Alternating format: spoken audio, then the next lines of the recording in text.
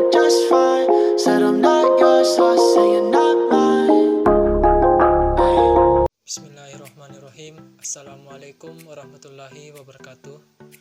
Perkenalkan, nama saya Muhammad Agil Ilyasa, Prodi Hukum Tata Negara, kelompok 7 semester 1. Pada kali ini saya akan memaparkan makalah tentang teori-teori terbentuknya alam semesta dalam pandangan Barat dan Al-Quran. Sebelum itu, saya akan menjelaskan pengertian alam semesta. Alam semesta atau jagat raya merupakan ruang tidak terbatas yang di dalamnya terdiri atas semua materi, termasuk tenaga dan radiasi. Jagat raya tidak dapat diukur.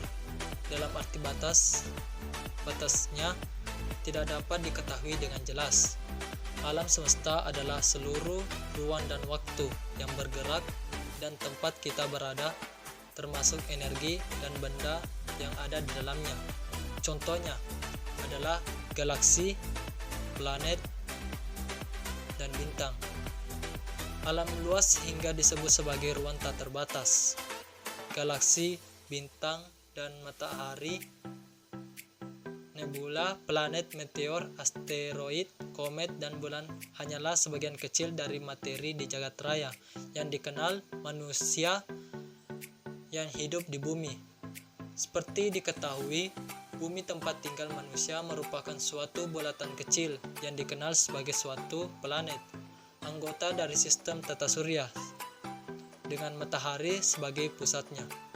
Matahari merupakan salah satu bintang dari sekitar 200 miliar bintang yang ada di galaksi Bima Sakti atau The Milky Way atau kabut putih. Lebih jauh lagi, berdasarkan penelitian, Bima Sakti bukanlah salah satu galaksi yang ada di jagat raya, melainkan terdapat ratusan, jutaan, bahkan miliaran galaksi pengisi jagat raya ini. Dan yang pertama, kita akan masuk dalam proses terbentuknya alam semesta dalam pandangan Barat. Alam semesta mencakup makrosmos atau benda-benda berukuran sangat besar seperti planet, bintang, dan galaksi. Dan mikrosmos, benda-benda yang berukuran kecil seperti atom, elektron. Adapun teori-teori terbentuknya alam semesta yaitu yang pertama ada teori steady state. Teori ini diusulkan pada tahun 1948 oleh H. Bondi, Tegel, dan F. Hoyle dari Universitas Cambridge. Menurut teori ini, alam semesta awalnya tidak ada dan tidak akan berakhir. Dalam teori keadaan tetap tidak ada asumsi bola api kosmik yang besar dan pernah meledak. Alam semesta akan datang silih berganti berbentuk atom-atom hidrogen dalam ruang angkasa, membentuk galaksi baru dan menggantikan galaksi lama yang bergerak menjauhi kita dalam ekspansinya. Ia berpendapat bahwa materi yang hilang melalui resesi galaksi-galaksi karena pengembungan alam yang berlangsung terus-menerus digantikan oleh materi yang baru saja tercipta, sehingga alam semesta yang terlihat tetap berada dalam keadaan tidak berubah atau steady state. Artinya bahwa materi secara terus-menerus tercipta di seluruh alam semesta ini. Kedua, teori ekspansi kontraksi. Teori ini beranggapan bahwa alam semesta tak terhingga besarnya dan tuannya. Alam dimanapun dan kapanpun selalu sama. Galaksi-galaksi yang terbentuk tumbuh menjadi tua dan akhirnya mati. Karena ada suatu siklus di jagat raya, satu siklus mengalami satu ekspansi dan satu masa kontraksi. Satu siklus diperkirakan berlangsung selama 30 miliar tahun. Dalam masa ekspansi terbentuklah galaksi-galaksi serta bintang-bintang di dalamnya. Ekspansi ini diakibatkan karena adanya reaksi inti hidrogen yang pada akhirnya membentuk unsur lain yang kompleks. Ketiga, teori dentuman besar atau teori Big Bang. Teori ini beranggapan bahwa alam semesta terjadi akibat sebuah massa dan jenis yang sangat besar. Karena adanya reaksi inti yang meledak, massa tersebut kemudian mengembang dan menjauhi pusat ledakan.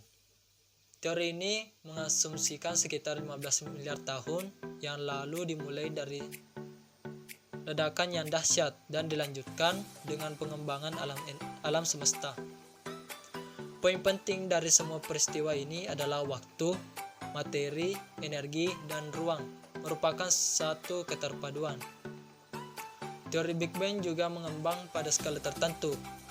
Maka ketika kita pergi kembali ke dalam waktu, kelompok-kelompok galaksi semakin mendekat dan tentu akan sampai pada suatu saat di mana semua materi, energi, dan waktu yang membentuk alam semesta terkonsentrasi pada suatu tempat dalam bentuk gumpalan yang sangat padat atau superdense agglomeration.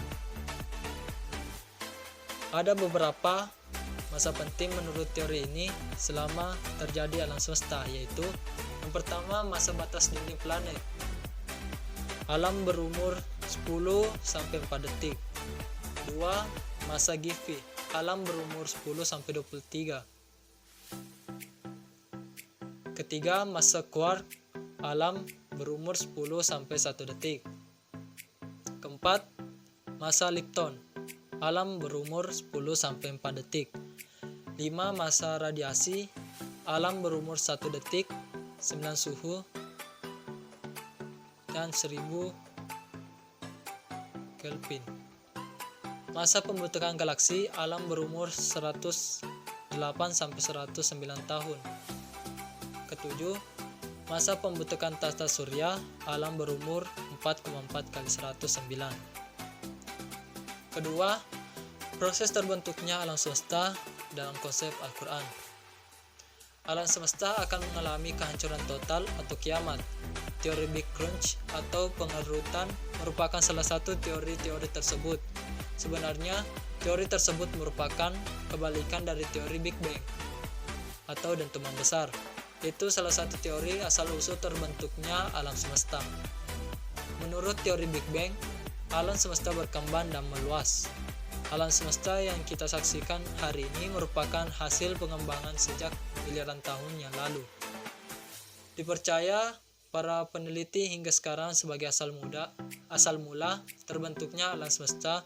Teori terbentuknya alam semesta telah disebutkan dalam Al-Quran dalam Quran surah Al-Anbiya ayat 30. Dan apakah orang-orang yang kafir tidak mengetahui bahwasanya langit dan bumi itu keduanya dahulu adalah suatu yang padu. Kemudian kami dipisahkan antara keduanya, dan dari air kami dijadikan segala sesuatu yang hidup. Maka mengapakah mereka tiada juga beriman? Surat Al-Anbiya ayat 30. Sebagai teori yang hingga kini diyakini paling benar, teori ledakan besar atau Big Bang membuktikan bahwa apa yang disampaikan Allah dalam Al-Quran 1400 tahun lalu benar adanya. Allah berfirman dalam surat Al-A'raf ayat 54, sesungguhnya Tuhan kamu ialah Allah yang menciptakan langit dan bumi dalam 6 masa. Lalu dia bersemayam di atas Ar-Rasy. Dia menutupkan malam kepada siapa yang mengikutinya dengan cepat, dan diciptakannya pula matahari, bulan, dan bintang-bintang yang masing-masing tunduk kepada perintahnya. Ingatlah, menciptakan dan memerintahkan hanyalah hak Allah. Maka suci Allah, Tuhan semesta alam. Dalam ayat ini, Allah menegaskan bahwa proses pembentukan alam semesta berlangsung secara bertahap. Dalam hal ini dilakukan dalam 6 masa, mulai dari kondisi tiada menjadi ada dan terus membentuk hingga saat ini dan menuju ke masa depan. Kita tidak tahu pada periode masa keberapakah pembentukan alam semesta kita ini berada. Tetapi yang pasti, proses penciptaan alam semesta terus berlangsung hingga kini. Ada 6 masa proses pembentukan alam semesta tersebut, yaitu yang pertama, masa pertama, Quran surah An-Naziat ayat 27. Pada masa atau periode ini, alam semesta pertama kali terbentuk dari ledakan besar yang disebut Big Bang. ledakan besar tersebut sebagai awal lahirnya ruang dan waktu termasuk materi. Kedua, masa kedua. Quran Surah An-Nazi'at ayat 28. Ayat ini menerangkan tentang proses pengembangan dan penyempurnaan. Dalam ayat ini terdapat kata meninggikan bangunan yang memberi pengertian bahwa semester alam mengembang, galaksi-galaksi yang saling menjauh, dan langit makin tinggi.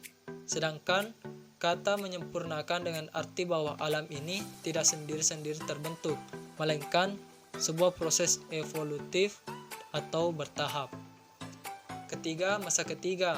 Quran Surah An-Nazi'at ayat 29. Di ayat tersebut terdapat kalimat, Dia menjadikan malamnya atau gelap gulita dan menjadikannya siang terang benderang. Masa ini adalah di mana terbentuknya matahari sebagai sumber cahaya dan bumi berotasi sehingga terjadi siang dan malam. 4. Masa keempat. Quran Surah An-Nazi'at ayat 30. Pada masa ini daratan bumi muncul. Dahulu kala terjadi tumbukan antara matahari dengan sebuah komen yang menyebabkan sebagian massa matahari terpental keluar. Massa yang terpental ini menjadi planet diantaranya bumi. Penghamparan yang adalah pesanan-pesanan superkontinen Pangea di permukaan bumi. Ketika bumi baru terbentuk, belum ada daratan, yang ada hanyalah batuan-batuan yang berpijar dengan suhu ratusan derajat Celcius. Kelima, masa kelima. Quran Surah An-Nazi'at ayat 31. Ini menunjukkan bahwa terjadi evolusi bumi dari tidak ada udara menjadi udara. Udara tersebut berasal dari komet yang menghantam bumi. Hidrogen yang terdapat pada komet bereaksi dengan unsur-unsur terdapat di bumi dan terbentuk uap air. Uang udara ini kemudian turun sebagai hujan. Bukti udara berasal dari komet, yaitu rasio deuterium dan hidrogen pada air laut sama dengan rasio pada komet. Semua kehidupan berasal dari udara. Setelah air muncul, kehidupan seperti tumbuh-tumbuhan pun bermunculan. 6. Masa ke-6. Quran Surah An-Nazi'at ayat 32-33. Gunung-gunung dipancangkan, artinya terbentuklah daratan, pesanan air, dan tumbuhan-tumbuhan. Gunung memiliki akar di dalam tanah atau bisa disebut juga pasak. Fungsi gunung yang menyetabilkan kerak bumi, mencegah goyangnya tanah. Hewan yang dalam ayat 33, setelah terbentuknya gunung terciptalah dan manusia. Dan adapun kesimpulan, yaitu alam semesta atau jagat raya merupakan ruang tidak terbatas yang di dalamnya terdiri atas semua materi, termasuk tenaga dan radiasi. Jagat raya tidak dapat diukur, dalam arti batas-batasnya tidak dapat diketahui dengan jelas. Alam semesta adalah seluruh ruang dan waktu yang bergerak dan tempat kita berada, termasuk energi dan benda yang ada di dalamnya. Contohnya adalah galaksi, bintang, dan planet. Teori terbentuknya alam semesta dalam pandangan barat ada tiga, yaitu teori steady state, teori ekspansi kontraksi, dan teori dentuman besar atau Big Bang teori. Proses terbentuknya alam semesta dalam konsep Al-Quran diantaranya dalam Quran Surah Al-Anbiya surat ke-21 ayat 30, Al-A'raf ayat 54, dan terdapat 6 masa dalam proses pembentukan alam semesta menurut pandangan Al-Quran. Sekian dan terima kasih. Apabila ada kesalahan dalam pengucapan mohon dimaafkan. Assalamualaikum warahmatullahi wabarakatuh.